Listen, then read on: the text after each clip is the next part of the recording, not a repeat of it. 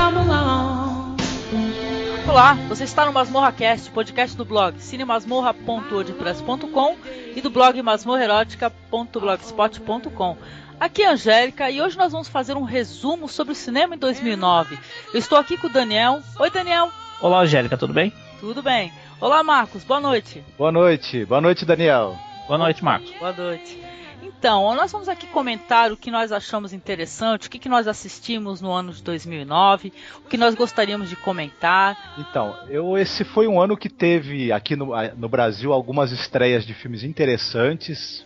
São filmes que a maioria deles são produzidos no ano de 2008, mas acabaram estreando no Brasil apenas em 2009. Eu vou começar com um filme francês chamado Entre os Muros da Escola. Ele é dirigido pelo Laurent Cantet. Ele já tinha feito alguns outros filmes, já tinha sido bem elogiado por eles, mas eu creio que esse foi o maior sucesso dele como diretor até agora. E o filme é interessante pelo seguinte: ele é baseado num livro de um professor que dá aula para adolescentes na escola pública francesa, nos subúrbios, né, de Paris. E ele encontra uma realidade que são classes de alunos de várias nacionalidades, muitos imigrantes, culturas diferentes, religiões diferentes, poderes aquisitivos diferentes também. E o filme, esse professor, ele escreveu um livro sobre a rotina dele nessa escola. E o diretor acabou se inspirando no livro para fazer o filme, e ele chamou esse professor, que é o François Begadot, para interpretar a ele mesmo no filme. Os atores que fazem os alunos também são alunos de escolas também iguais à escola que é retratada no filme. Os professores, o diretor, todos eles são vividos por pessoas que realmente trabalham com educação. Isso é o primeiro dado interessante. O filme é quase que um documentário. Ele recria as situações a partir de pessoas que viveram e vivem as mesmas situações que a sala de aula todo dia ali, né? A vida e o trabalho do professor. E o filme, ele é curioso também pelo seguinte: você teve outros filmes antes que tratavam disso, que ficaram famosos, Ao Mestre com Carinho, O Preço do Desafio, mas diferente desses, esse filme ele não tem aqueles maneirismos, aquela grandiloquência que os filmes hollywoodianos têm. Ele mostra a realidade da sala de aula de maneira muito crua, com todos os problemas que existem, com toda a batalha que é para um professor conseguir pegar uma classe heterogênea e puxar de cada aluno, né, o que ele tem de melhor, e enfrentar os problemas que tem de convivência com os alunos e com ele, e dos alunos com ele. Esse professor, ele é sujeito a falhas, ele comete erros, às vezes ele resolve as situações, às vezes ele também piora com algumas atitudes dele. Então é um retrato muito realista, muito corajoso, muito direto dessa realidade da educação nos subúrbios das grandes cidades. Estão dizendo que é um dos grandes filmes da década, inclusive, né? É interessante o filme que aborda esse tema aí, porque é o que acontece, né? Eu acho que em todos os países no mundo, né? Esse problema que o professor tem, seja um problema de remuneração, seja a qualidade do ensino. Exatamente. O filme trata justamente disso, dessa realidade que o profissional de educação enfrenta, que é uma realidade difícil, estressante, complexa. Quando a gente assiste o filme, a gente percebe que ela é mais complexa ainda do que a gente imagina, que a gente consegue imaginar não estando ali presente, né, nessas situações todas que ocorrem. É muito interessante mesmo, é bom, é uma reflexão também para quem tem filhos na escola, com certeza. E é uma boa reflexão ou é para ficar desesperado? É pra ficar preocupado, é pra ficar atento. Acho que é um incentivo para os pais serem participativos na vida escolar dos filhos, para eles saberem quanto às vezes é complicada a convivência entre os alunos e dos alunos com os professores. Marcos, o roteiro desse filme, ele se encaixa, por exemplo, em alguma parte na realidade da escola pública brasileira?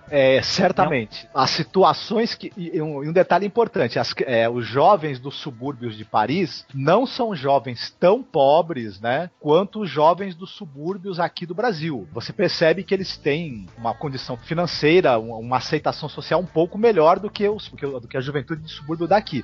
Mas as situações são muito, muito parecidas com o que a gente vê nas salas de aula daqui do Brasil. Com certeza eu vou assistir esse filme aí. Já anotei aqui.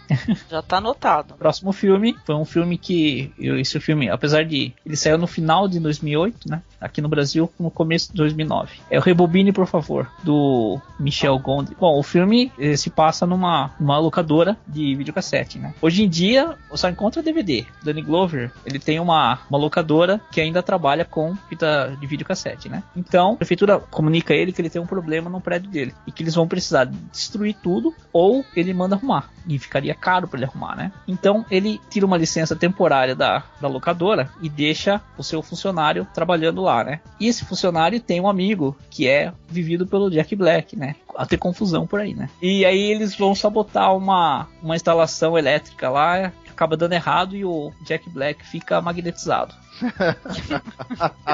Nessa, o Jack Black vai visitar, lembrando que o Danny Glover, quando vai para essa viagem, ele fala: não deixa o Jerry entrar aqui, que é o personagem vivido pelo Jack Black. Ele deixa entrar, o magnetizado Jack Black desmagnetiza todas as fitas, ou seja...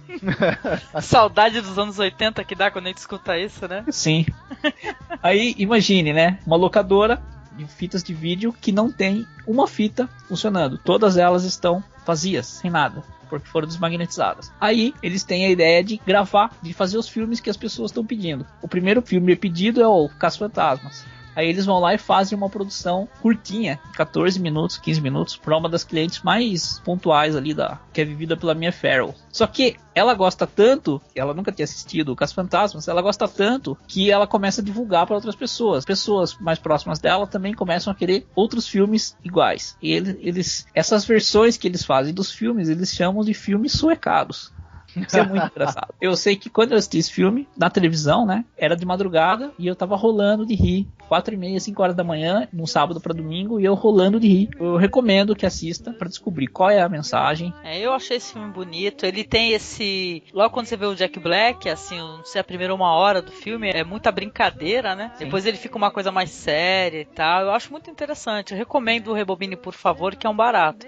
Eu gosto do Jack Black. Ele tem esse jeitão e fica o tempo todo fazendo o papel dele mesmo, né? Então, esse filme é muito bacana. Como você falou, na primeira hora ele é mais engraçado, depois ele vai caminhando, toma um caminho mais sério, mais para o drama, né? Na segunda hora, tal, de projeção. E esse diretor é interessante porque, se você for olhar os outros filmes dele, O Brilho Eterno de uma Mente Sem Lembranças, se eu não me engano, ele dirigiu agora recentemente O Leitor, não foi isso? Ele trabalha com essa coisa da memória, né? Da memória que se perde, depois a memória que você tem que recriar. A mensagem do Be Kind Rewind também é essa, né? O que tá perdido, o que foi esquecido, apagado, ele pode ser recriado de uma maneira melhor e mais interessante através da imaginação, da criatividade, etc. Você apaga uma mídia como o cassete, você também está apagando os sonhos, as emoções que as pessoas viveram com aquilo. É um produto que você descarta e toda aquela memória emocional ligada àquilo, né?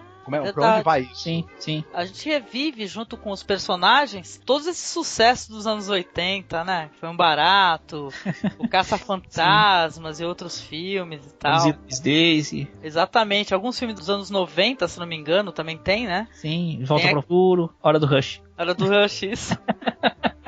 É engraçado, é interessante. Eles acharam uma maneira inteligente de fazer paródia de outros filmes, diferente desses filmes aí que são paródias e que são bem idiotas, né? Pois é, hoje em dia vão querer suecar o filme deles, logo logo. É capaz. Pois é. Eu vou comentar sobre um filme que eu assisti em 2009, interessante, né? Eu acho que esse filme muita gente conhece, porque ele foi uma surpresa, pelo menos pra mim, né? Que eu fui assistir esse filme sem a menor...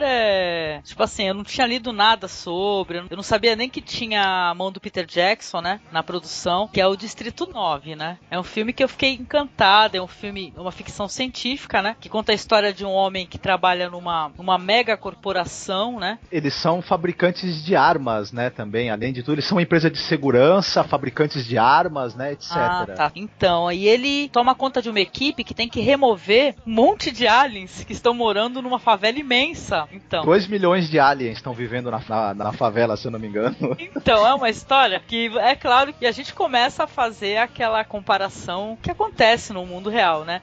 E essa nave alienígena, ela vai parar nesse país porque eles ficaram, tipo assim, a nave quebrou sobrou, eles já tinham uma grande quantidade de aliens vivendo lá, não tinha alimento, e eles são resgatados pelos humanos, né? E são alocados ali e acabam se formando essa favela imensa. E esse personagem aí, que esse homem que ele conduz essa equipe aí, que tem que realocar esses aliens, ele é um personagem interessante, é um filme meio documentário. Ele diz a seguinte coisa, ele dá a seguinte lição de história, né? Você tem uma minoria ali que ela é diferente, primeiro pegam você, separam, constroem um muro e te põem ali num local afastado, né? Primeiro falam, não, é só pra evitar problema, depois começam a jogar pedra em você, lá dentro, né? E é bem isso. E às vezes a minoria que sofreu essa violência, quando ela depois, ela se torna a maioria e ela está diante de uma outra minoria inferiorizada, às vezes ela não aprende a lição e faz a mesma coisa, né? Exatamente. Então, dá esse exemplo, sim, ele mostra essa lição. E eu sei que o filme é um primor. Eu terminei de assistir o filme, assim, encantada.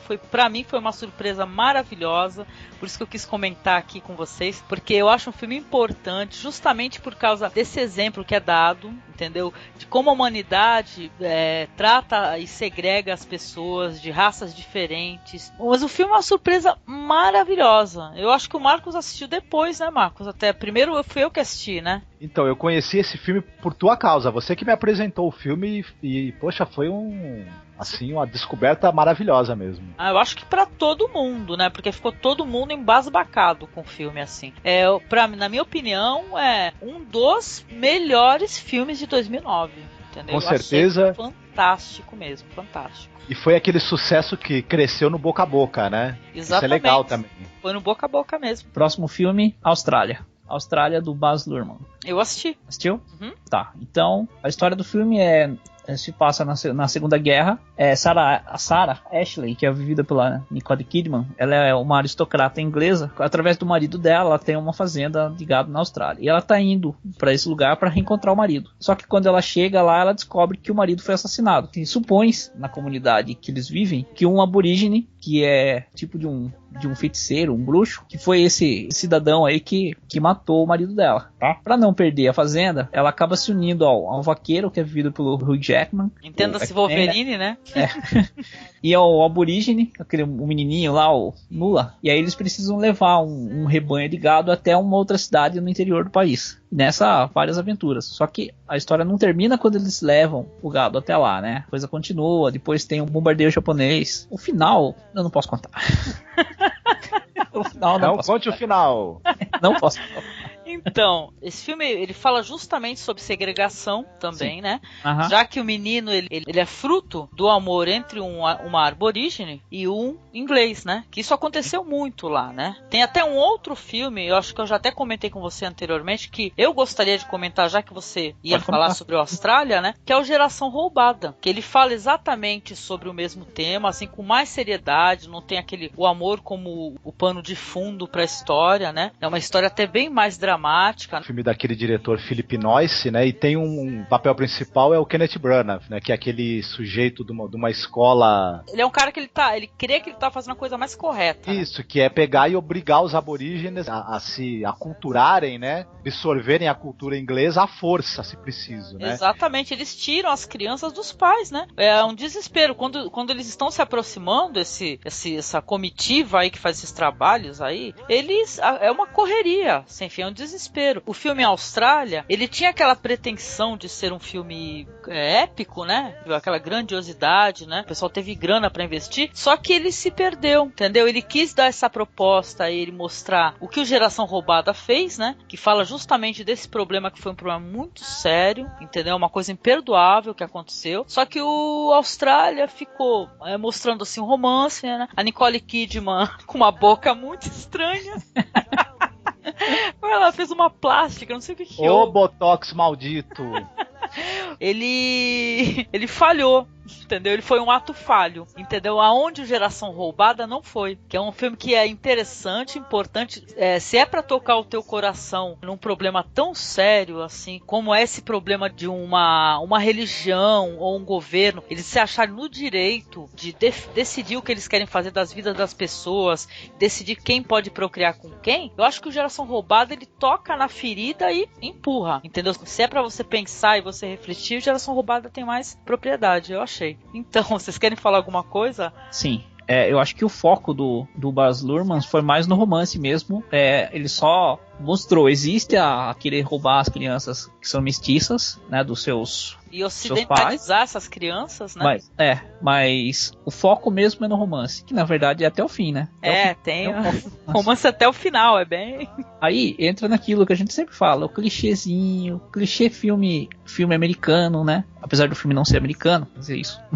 Mas tem a fórmula, né? Ele segue aquela receita de bolo, né? Sim, ficar com a mocinha no final. Mas olha, esse diretor já deu umas bolas dentro na vida, que ele dirigiu aquele Vem Dançar Comigo, aquela versão do Romeu e Julieta, até que tem muita gente que gosta. Qual? Do Leonardo DiCaprio? Tem Marcos, próprio. Mas foi bem recebido pela crítica, né? E o próprio Moulin Rouge é um filme que muita gente gostou, que tem. Musicais, tanto de crítica. O que eu mais gosto é o Vem Dançar Comigo, que eu acho aquilo lá muito divertido, aquele filme. E é engraçado você falar assim que gostou do Vem Dançar Comigo, porque é um filme que normalmente quem gosta é a mulherada, né? Interessante. Eu adoro esse filme. Pois é. Tá bom. Eu acho que eu já assisti esse filme, mas faz muito tempo. Bom, esse é outro filme que foi lançado no Brasil esse ano. Ele não ficou muito tempo em cartaz, mas quando ele saiu, ele causou um reboliço tremendo por vários motivos, né? O filme se chama Cinedoc Nova York e ele é o primeiro filme do Charlie Kaufman como diretor. O Charlie Kaufman é aquele sujeito, aquele roteirista que fez o roteiro dos filmes Adaptação, Quero Ser John Malkovich, o Brilho Eterno de uma Mente Sem Lembranças, né, que é um dos roteiristas assim mais talentosos, né, acho que do cinema de americano dos últimos anos, né, um cara assim que causou sensação com os roteiros dele, e ele tá estreando aí na direção. Eu vou tentar fazer uma sinopse do filme, é que o filme não se resume à sinopse, eu vou explicar por quê. Tem um personagem, o Kendall Cotard, ele é vivido pelo Philip Seymour Hoffman. Aliás, esse foi o ano do Philip Seymour Hoffman, não foi não? Ele é ótimo, esse ator, sem brincadeira. Eu gosto dele também. Ele é muito intenso, né? Adoro a atuação dele, adoro. Então, e esse sujeito, ele é um dramaturgo, né? Ele é casado com uma artista plástica, só que começa a acontecer umas coisas esquisitas na vida dele. Ele começa a ter sintomas de doenças, sintomas estranhos, né? Ele começa a aparecer feridas nele, na urina dele começa a sair escura, ele começa a ter sintomas de vários males estranhos. Nessa mesma época, a gente vai percebendo assistindo o filme que a mulher dele tá distante, que o casamento dele tá falido.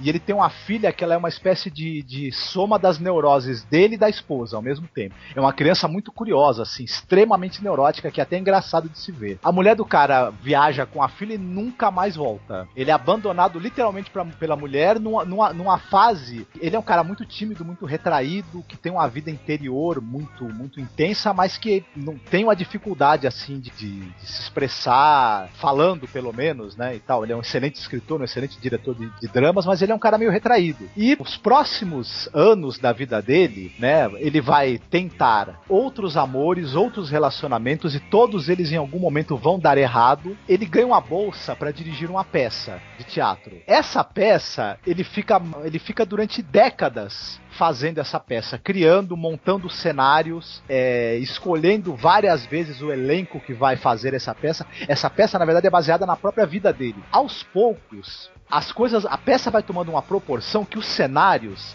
vão crescendo a ponto deles se tornarem a cidade onde ele vive. Os atores começam a substituir a ele e as pessoas nas quais ele convive na própria vida dele. O Charlie Kaufman faz uma brincadeira com isso. A noção de tempo, ele desmonta a noção de tempo, ele desmonta a noção de espaço, ele desmonta a noção de personagem. Ele vai ao longo do filme desconstruindo todas as noções de tempo, espaço e personalidade que a gente tem dentro da ação dramática, dentro do próprio cinema. E por isso que eu digo que a sinopse não chega a dizer o que é o filme. O filme é um ensaio de desconstrução de todos os clichês que você possa imaginar dentro de uma história autobiográfica. Ele desmonta tudo, ele faz tudo ao contrário do que você imagina. Ele faz isso propositalmente. Ele quer levar essa desconstrução, essa nova maneira de olhar e de contar uma história às últimas consequências. Eu acho que para um filme de estreia, isso é uma coisa que é corajosa, realmente o cara tem uma garra, uma vontade de dar um novo rumo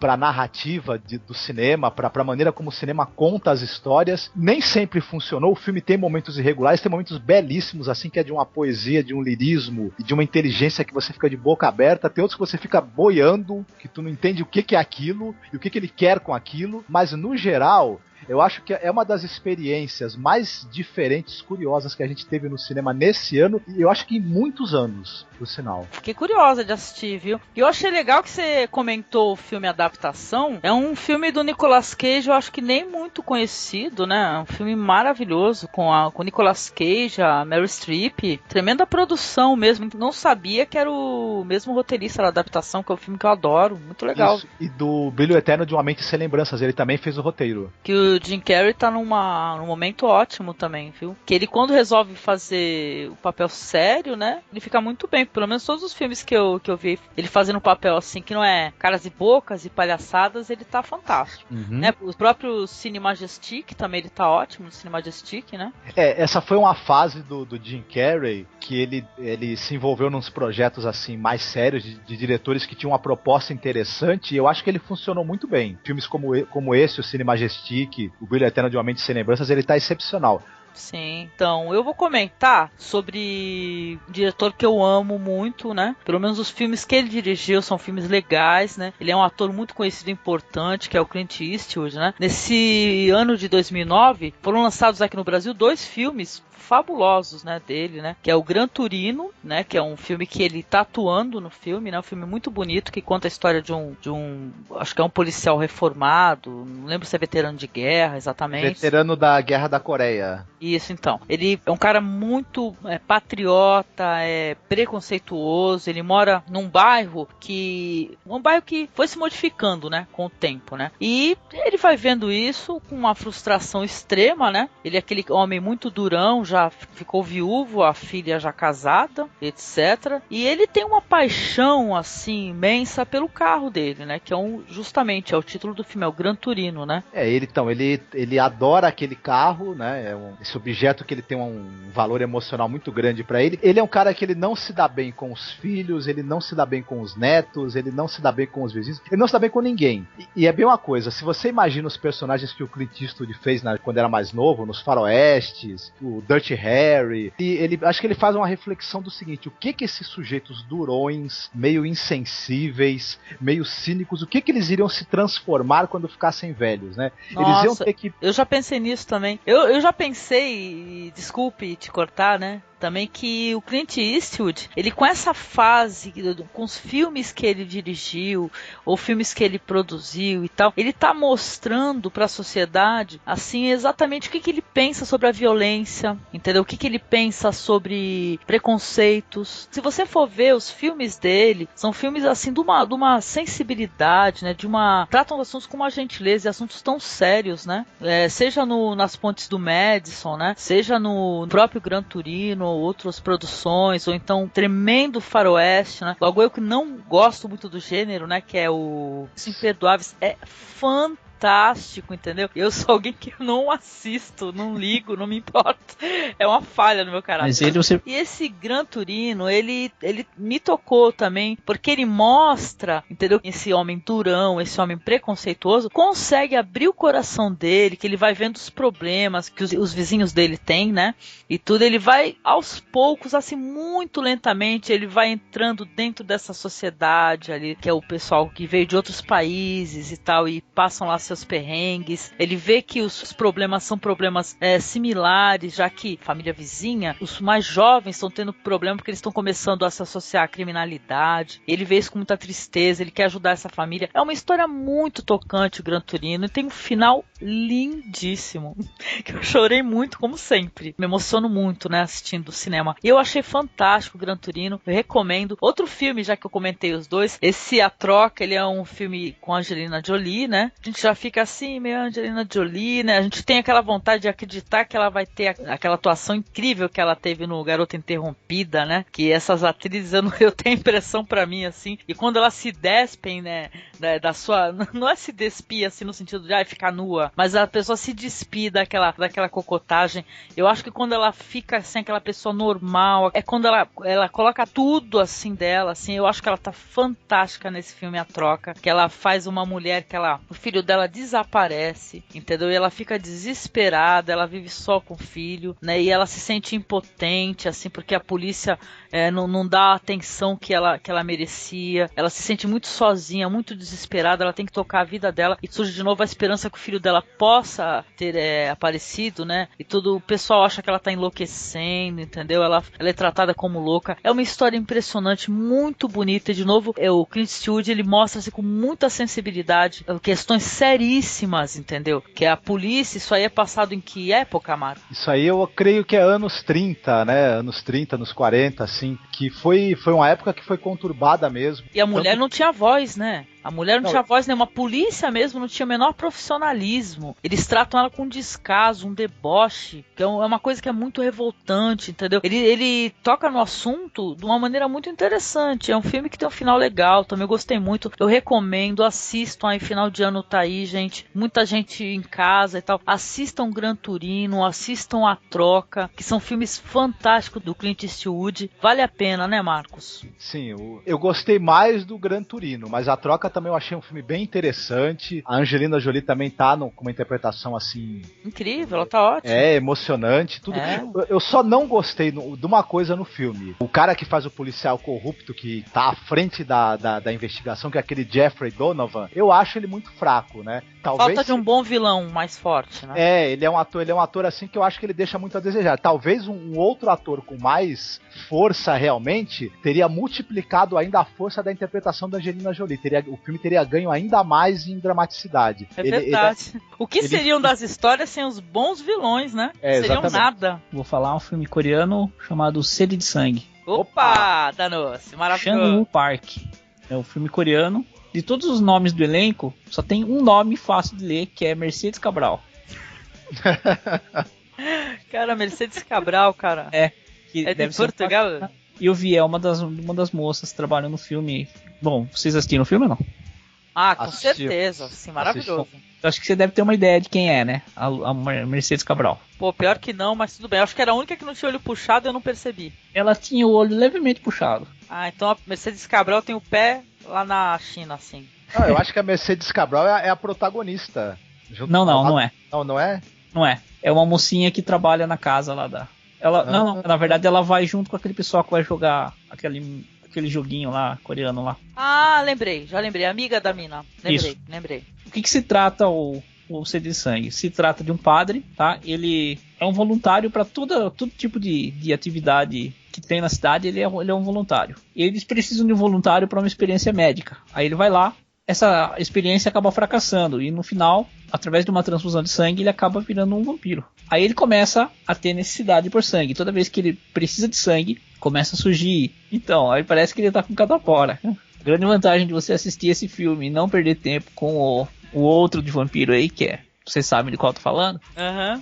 E aqui o vampiro não pode sair no sol, tá? Como que ele faz? Ele se embrulha tipo uma múmia para poder sair na rua. Também por causa daquele monte de catapora no rosto, né? Então ele trabalha também num tipo de um hospital e ele tem um rapaz lá que ele tá em coma, um gordão, né? Ele vai sugar o sangue desse cara. Só que ele não chupa o sangue diretamente nele. Parece que tá mamando, né? Muito podre. E nesse meio tempo, a mocinha, que é uma das protagonistas, que é a protagonista, junto com ele, eles começam a ter um caso. E ela começa a fugir em certos momentos dele, porque vê ele sugando o sangue lá do gordão, né? Então, legal. Só não pode dar spoiler, hein? Olha os spoilers. Tá, esse é um primor, é maravilhoso esse filme. Hein? Sim, esse filme é ótimo, eu gostei, adorei, João. Então, se eu for falar alguma coisa desse filme, eu vou falar, olha, não tem pra Crepúsculo, sabe? Não, porque esse filme é maravilhoso. Olha, não sei nem se é pro mesmo público, né, Marcos? Não é para o mesmo público, com certeza. Não é. Mas tem um certo romance ali, quer dizer... É um romance muito trash, é muito legal. É um romance bem diferente, mas é uma realidade vampiresca muito maior do que a outra. Onde já se viu o vampiro brilhar e fazer barulhinho ainda? É verdade, Os ursinhos. Complicado.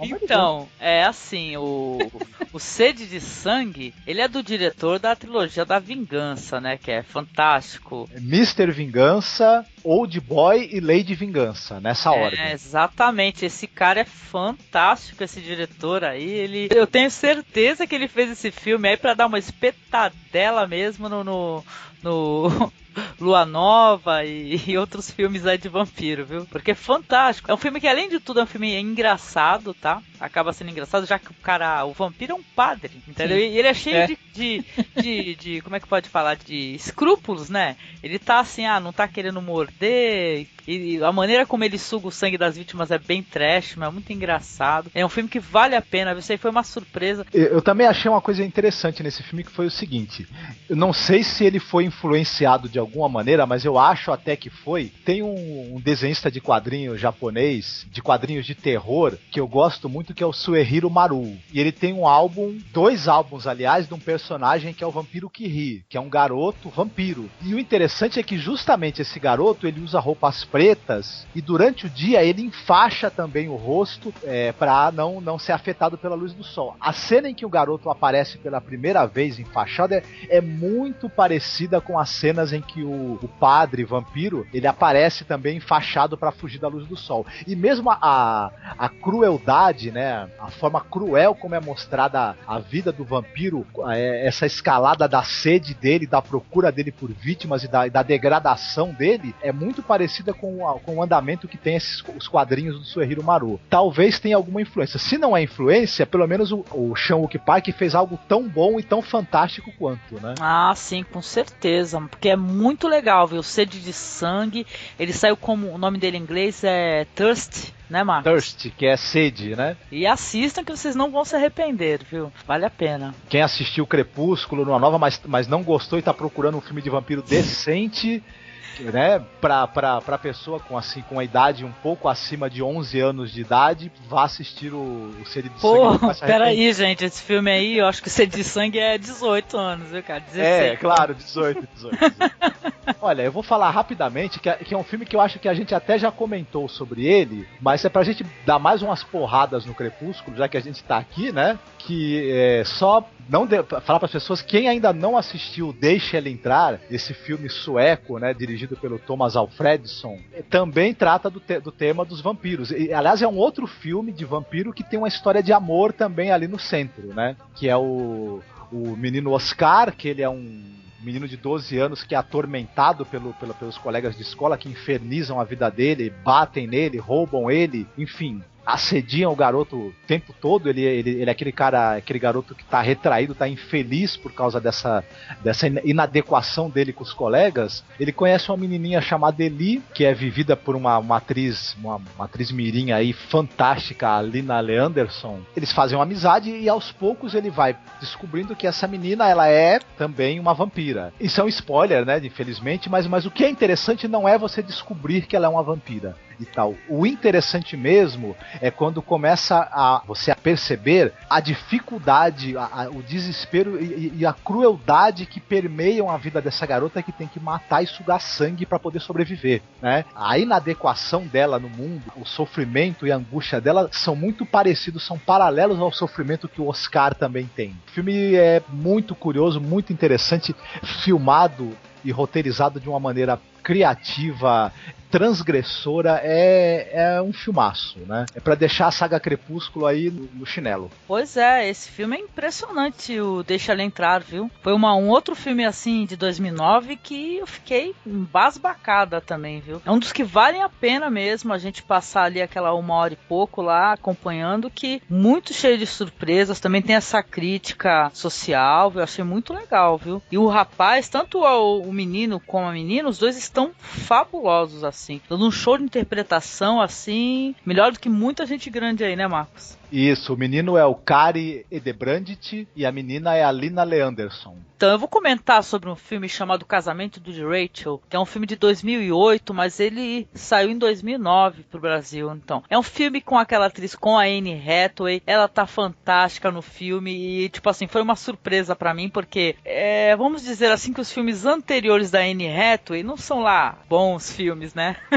É mais pro público juvenil, talvez, né? Que ela fez acho que Um Dia de Princesa, Uma Princesa na Minha Vida, não sei exatamente qual é o nome do filme, assim. Mas Diário da Princesa, não é? Exatamente, Diário da Princesa, né? Isso é coisa que a minha filha que tá por dentro, né? Então, quer dizer que quando lançou esse filme Casamento de Rachel, como foi um filme que eu já tinha escutado ótimos comentários sobre, que era um filme legal, interessante, eu falei, vou assistir e tal, e valeu a pena. Ela tá fantástica no filme, ela faz uma ex-dependente de drogas, tá? Uma pessoa que tá à margem da própria família dela, né? Os pais estão sempre preocupados e, no caso, a irmã dela, né, que vai se casar, quer dizer que o pessoal tá ali super preocupado, ali ao mesmo tempo feliz porque vai ter a filha se casando, mas aquela irmã saindo da clínica e chegando pode trazer problemas pra família, né? Como toda família, né, eu acho, todo mundo tem muito esqueleto no armário, né? Tem muita coisa pra conversar, muita coisa pra ser falado, e muitas vezes não falam, né? Com todo mundo, acho que é assim, né? Nesse filme Casamento de Rachel, isso é abordado, né? Os problemas dessa família, a vontade que o pessoal tem de acreditar que essa filha aí, ela tem a possibilidade de melhorar de vida. Então, exatamente. Esse filme é dirigido pelo Jonathan Demme, né? Que é um cara que já teve sucessos aí, como O Silêncio dos Inocentes. Dirigiu um outro filme que eu acho excepcional, que é O Bem Amada, né? Que é um filme que eu sei que você gosta muito também. Nossa, demais. Os dois, tanto O Silêncio dos Inocentes como O Bem Amada. Já até falamos no podcast número 5. Muito legal. Isso mesmo. Ele optou nesse filme por usar uma câmera na mão, uma câmera que tem uma cara de câmera de documentário, né? Pra ampliar a sensação de realidade e de naturalismo que o filme traz, né? A Anne Hathaway, que a gente viu no Diário da Princesa, Ela Encantada, ela começou a ter um divisor de águas na carreira dela, o Diabo Veste Prada, né? Ela começou a demonstrar aí um talento desabrochante, né? E aí eu acho que nesse filme, O Casamento de Rachel, como você mesma falou, ela encarou um personagem difícil, personagem muito ambíguo, muito cheio de nuances, assim, é coisa pra uma atriz assim completa, uma atriz experiente, e ela conseguiu passar com louvor aí nessa prova de fogo dela. Ela foi indicada a Oscar, não lembro se ganhou o Oscar, Marcos? Agora eu não me recordo, então, eu acho que não. Então, mas ela foi indicada ao Oscar, é totalmente merecida a indicação dela, e eu acho que essa atriz aí, no final de contas, pelo menos pra mim, né, foi uma surpresa muito boa. Eu achei que tem possibilidade de, daqui pra frente, ela tá estreando outros filmes legais também. Vamos dizer que foi a surpresa, assim, uma atriz que eu já tinha acompanhado outras vezes em filmes que a minha filha ama, né, que é o Ela Encantada, o Diário da Princesa. Eu assisti esse filme, que é um filme que, curiosamente, tem uma banda brasileira tocando, né, Marcos, durante o filme. Isso mesmo, esse é um momento muito, muito bacana do filme também. Ele, apesar de ser um filme muito tenso, ele tem alguns momentos de alegria, de música e tal, que acabam fazendo um contraponto também, né? Essa tensão toda que existe na família, né? O Casamento de Rachel vale a pena, viu, gente? Pra finalizar essa listazinha, tem 3 que eu gostaria de falar rapidamente. Um é uma animação stop motion chamada Mary and Max. Esse é o que eu vou falar um pouquinho mais. Ele vale muito a pena, primeiro porque é um roteiro dramático, humano, interessante, bem diferente do que a gente costuma ver nos roteiros de animação, né? É uma história de uma amizade através de cartas, dura décadas entre uma menina e um homem mais velho, né? Um senhor, e ambos têm dificuldade em se relacionar com as pessoas, em se colocar no mundo, e essa correspondência entre os dois acaba sendo um alento, uma ajuda para ambos, né? Alguém com quem compartilhar os seus problemas, os seus medos, o que você gosta, algo que acaba mantendo os dois firmes, né? Então é um filme muito interessante, muito bonito, muito dramático. Philip Seymour Hoffman tá no elenco também, junto com a Toni Collette. Vale muito a pena assistir essa animação, Mary and Max. E outros 2 que eu gostaria de citar rapidamente, que já se falou muito deles, então é quase que chover no molhado. Um é O Lutador, né?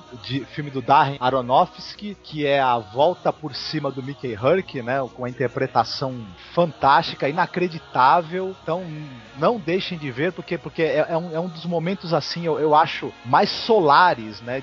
De um ator. É lindo. Anos, né? Ainda mais um ator que estava desacreditado, esquecido, acabado, ele ressurgiu de uma maneira assim que não dá para não assistir esse filme. E o outro, já partindo por um outro lado, é o Anticristo do Lars von Trier, né? Que eu acho que depois de toda a polêmica, toda dividiu a crítica, dividiu o público. Então eu acho que de qualquer maneira é um filme que quem ainda não assistiu, é um filme que marcou muito em 2009, é um filme que se impôs de alguma maneira, impôs a sua presença como fato, né, no cinema em 2009. Então não dá pra também não deixar de assistir, pelo menos pra ter uma opinião, né. E é isso, acho que por enquanto eu fico por aqui na minha lista. Bom, falar do filme The Blind Side, no Brasil, O Lado Cego. O Lado Cego conta a história de Michael Oher, que é um jovem adolescente americano, negro, e ele é um jogador bem grande, não apenas na largura, como também na altura. Só que ele é pobre, analfabeto e não tem onde morar, não tem um teto, não tem uma casa. Ele é levado para uma escola cristã, onde eles pretendem usar ele como atleta, porque afinal de contas ele tem habilidade esportiva. Na escola, eles relutam um pouco em matricular ele como aluno, porque as notas dele são muito baixas. Começando por uma nota abaixo de 1, um pouco superior a 0. Mas, questão de altruísmo, eles falam, não, vamos porque é o certo fazer. Esqueça a nota, esqueça o jogo. Faça isso pelo lado humano. Então ele começa a estudar na escola. Os professores começam a perceber que ele tem muita dificuldade. O tempo vai passando, ele acaba fazendo amizade com um menininho, né? E esse menininho começa a abrir algumas portas para ele dentro da escola. Conforme o tempo vai passando, a mãe desse menininho vê o Michael Oher um dia frio, sem blusa, na rua. Aí ela pergunta, ei, você tá indo pra onde? Aí ele fala que tá indo pro ginásio, que é um lugar quente. Aí ela pergunta pra ele de novo, você tem onde ficar essa noite? Fala, não. Então ela acaba levando ele pra casa. E no final ela acaba adotando ele como filho. E as notas dele começam a mudar, começam a melhorar. E ele só pode jogar se ele tiver uma nota mínima, que ele não tem ainda. A nota dele vai aumentando em todas as matérias, e aí sim ele começa a jogar, e começam a perceber que ele tinha a aptidão esportiva que tinham anunciado anteriormente. É um filme com uma história bastante bonita, é baseado em fato real. Esse Michael Oher é um jogador que foi contratado esse ano por um time da National Football League, que é um time de futebol americano, tá? Quer dizer, não é spoiler contar isso, porque quando você comentou comigo antes sobre esse filme, eu achei interessante essa história que você falou, justamente porque não é apenas uma pessoa que, ele precisa aumentar as notas dele e tal, pra ele poder jogar.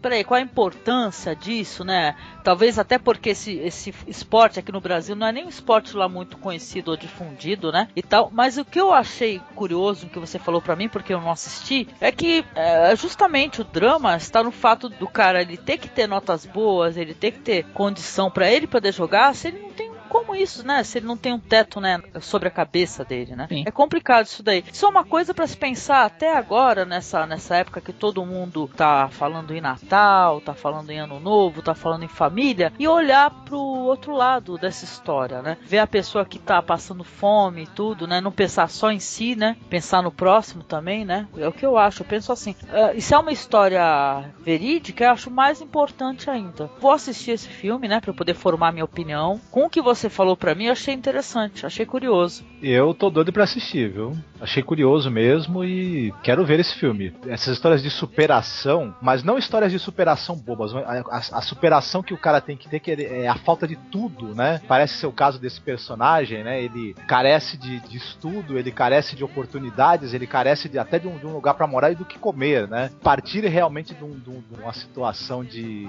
total marginalidade mesmo, de estar totalmente à margem da sociedade e conseguir chegar num lugar até privilegiado através do esforço, da dedicação e também da ajuda de alguém. Essa história lembra um pouco, talvez, a história do Contador de Histórias, desse filme nacional, né? Eu não assisti, mas é assim, é mais ou menos isso? Isso, daquele que hoje ele é um educador, ele conta histórias, é um contador de histórias, é um educador, mas ele foi um garoto de rua, um menino que estava na FEBEM, que fugiu mais de 100 vezes da FEBEM, que era considerado totalmente irrecuperável, e exatamente uma educadora francesa olhou para esse rapaz aí, para esse menino irrecuperável, que todo mundo classificava como não tendo jeito. Ela levou ele para casa e através com muito amor, muita paciência e talvez até guiada até num ato até de responsabilidade, de certa forma, que ela acreditou contra todas as possibilidades na recuperação daquela criança, e realmente ele se recuperou e hoje ele é um exemplo, né? E até virou filme agora recentemente também.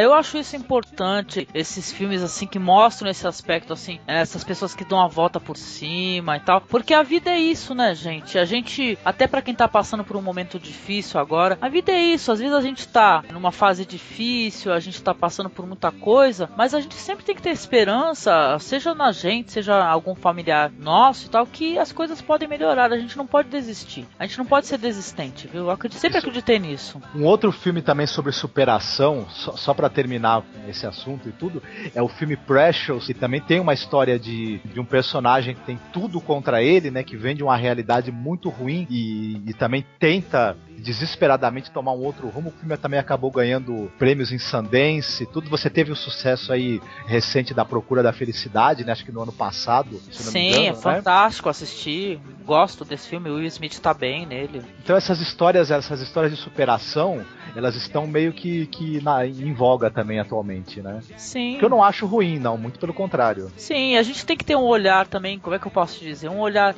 complacente, né, e tal, e a gente tem que acreditar. Eu acho que até pra quem gosta de cinema e tudo, eu acho que a gente não pode ter um olhar cínico sobre tudo, não, perante a vida. Eu acho que é importante a gente ter esperança sempre sobre as coisas, sobre as pessoas, né, até às vezes em situações que a gente não deveria mais julgar, né, a gente evitar fazer isso, a gente procurar dentro da gente mesmo, né, um pouco de humildade, né, que tá faltando talvez, né, pra muita gente. Eu acho legal. Boa indicação, viu, Daniel? Vou assistir esse filme, com certeza. Eu também. Assistam sim. Garanto que vocês vão gostar. Tá certo. Então, considerações finais.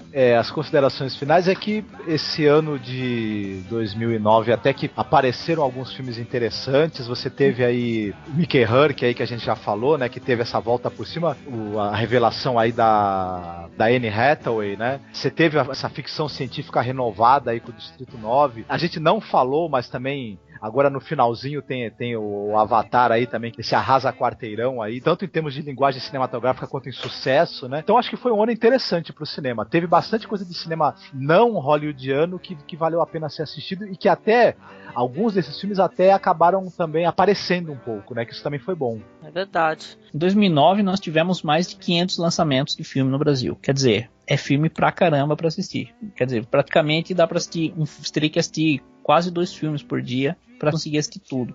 Alguns filmes bons, outros nem tanto. Nem sempre o filme vai colocar você para pensar. Eu estava lendo num material anteriormente em que diz que as pessoas não vão normalmente para pensar, elas vão normalmente para se divertir.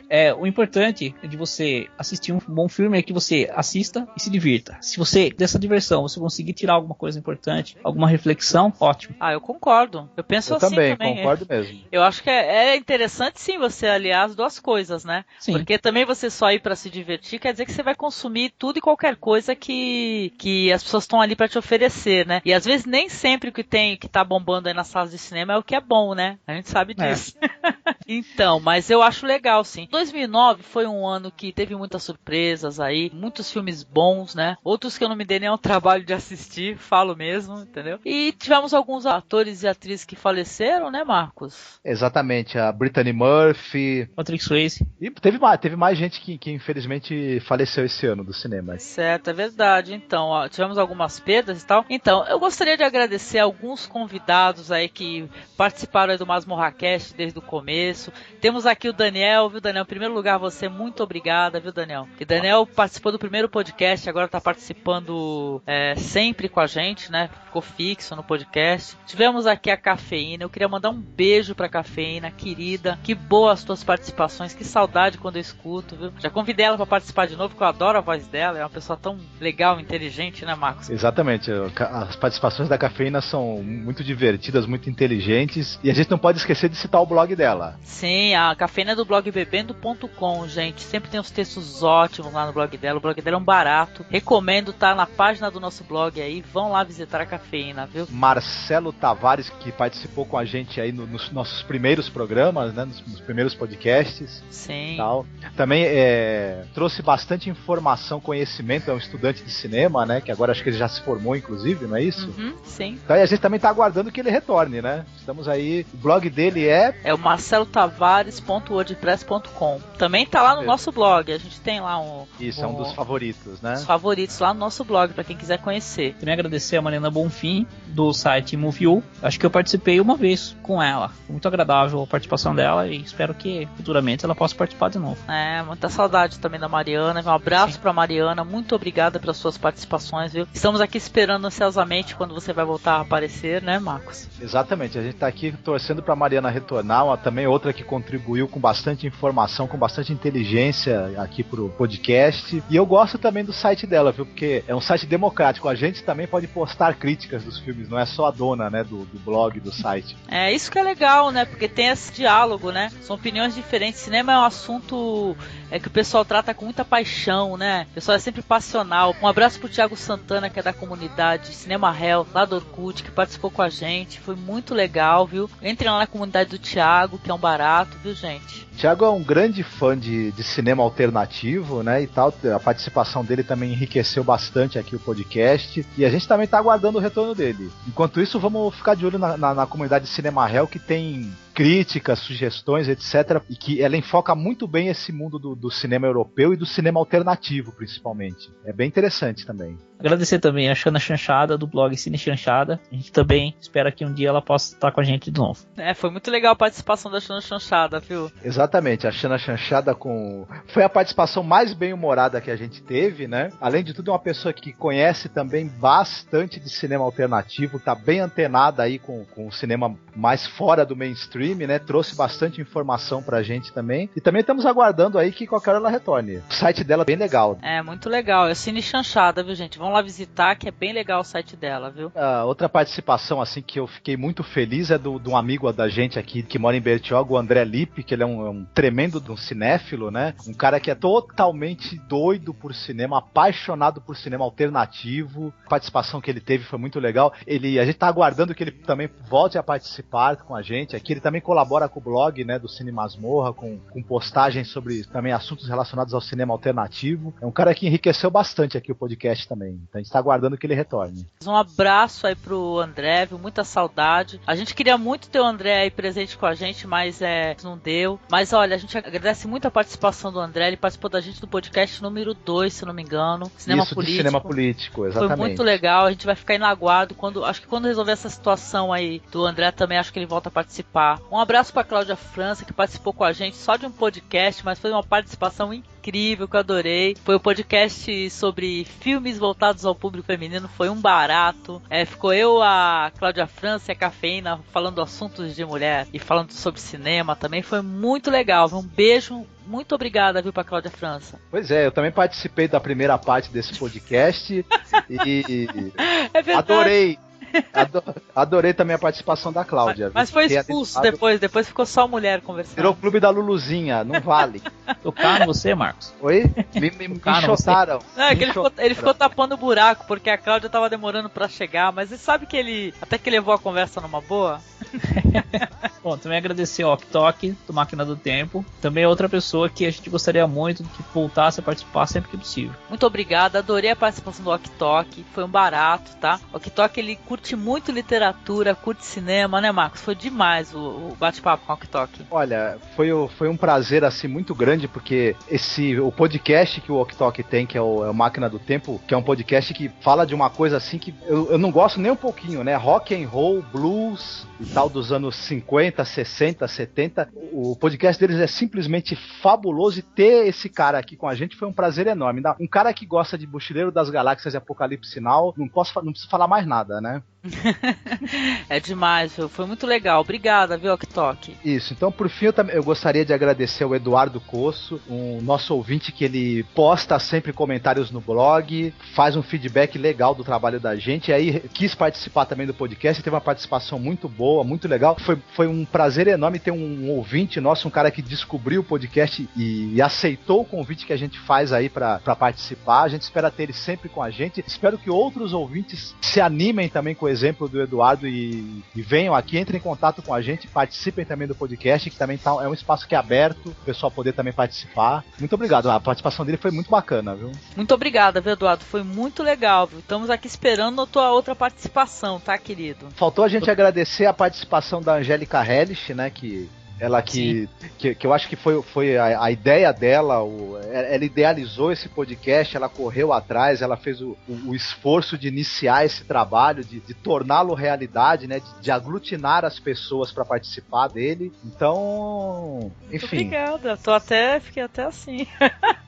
Obrigada, querido. Tem que agradecer ao Marcos também, então, né, Daniel? Pelos seus comentários fabulosos. Estão sempre enriquecendo o nosso podcast. Muito obrigada, viu, Marcos? Sem você o projeto não seria viável. E sem as ideias Exatamente. do Marcos também não seria viável. Então. Nossa, então muito obrigado a nós três, pronto. Sim. Ei, todo mundo se abraçar, fazer aquela rodinha agora. Alto abraço. Viu? Alto abraço. Um alto abraço, assim, pronto, ó, um abraçando o outro, já que estamos longe, né, um do outro. Então esse foi o último podcast do ano, gente. Eu espero que vocês tenham gostado, que as nossas indicações aí tenham, tenham ajudado vocês a conhecer esse outro cinema, né, que é um cinema semi-desconhecido, né? Que não tem aquela divulgação, assim, toda sobre ele, né? Culturas diferentes que a gente tá aprendendo ainda, né? Tá descobrindo esse cinema, né, Marcos? Exatamente. Olha, Espanha, Coreia do Sul, por exemplo, são alguns lugares de onde estão saindo filmes, assim, simplesmente fabulosos. Talvez o melhor cinema que o mundo produz hoje tá em lugares como Espanha, como Coreia do Sul, como China, por exemplo, Japão. Enfim, a gente não pode fechar os olhos para isso. Tem que conhecer esse maravilhoso cinema aí da América Latina, da Europa, da Ásia, que tá aí pra gente conhecer e curtir, viu? Ampliar nossos horizontes também. É claro, e ampliar de todas as maneiras, né? Ampliar nossos horizontes culturais, abrir a nossa cabeça, abrir a nossa mente, né? Porque o cinema traz isso pra você, né? Porque também se a gente pegar só o que tá ali mastigado, né? O que é apresentado pela gente, a gente fica à mercê, né? Do que eles pensam, do que eles acham. Que nem o que a gente foi falado pela gente no podcast sobre literatura. Quando a gente tem um hábito da gente pesquisar em todas as mídias, a gente procurar informação sempre. Sim. A gente nunca relaxar, a gente sempre procurar informação.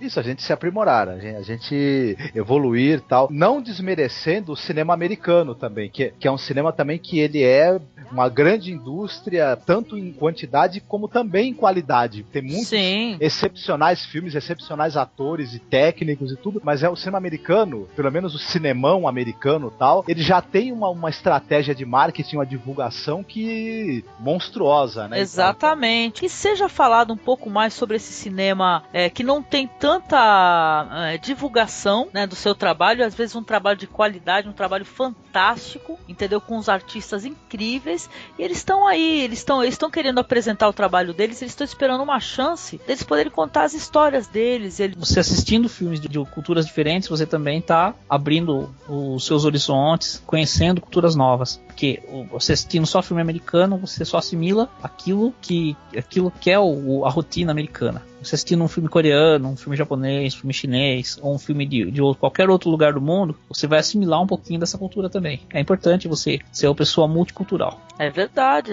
isso é importante, né? A vida tem que ser, que nem já ouvi alguém falar, a vida tem que ser mais do que apenas comer, fazer xixi e cocô, né, gente? Não é verdade? A vida tem que ser mais que isso, né? Tem que soltar uns peidinhos também. E dar uns arrotos, ora. Sim. Ai, já desmontou toda a minha frase já, o animal. Tá certo.